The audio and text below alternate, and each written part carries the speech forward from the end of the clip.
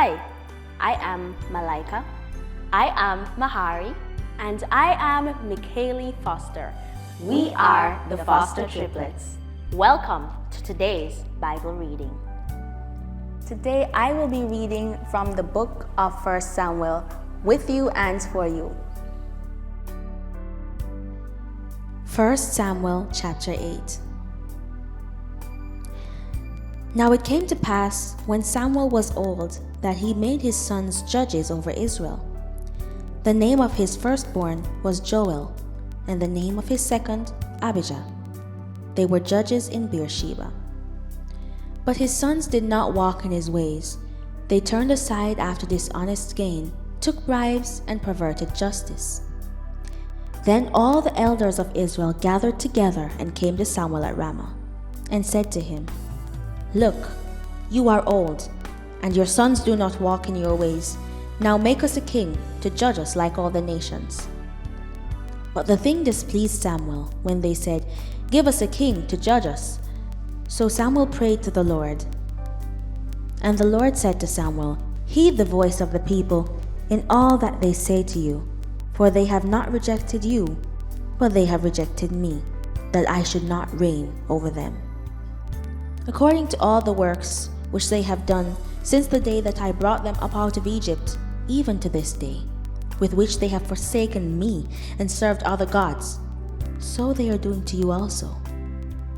Now therefore, heed their voice. However, you shall solemnly forewarn them, and show them the behavior of the king who will reign over them. So Samuel told all the words of the Lord to the people who asked him for a king, and he said, This will be the behavior of the king who will reign over you. He will take your sons and appoint them for his own chariots, and to be his horsemen, and some will run before his chariots. He will appoint captains over his thousands, and captains over his 50s, will set some to plow his ground and reap his harvest, and some to make his weapons of war and equipment for his chariots. He will take your daughters to be perfumers, cooks, and bakers. And he will take the best of your fields, your vineyards, and your olive groves, and give them to his servants. He will take 1/10 of your grain and your vintage, and give it to his officers and servants.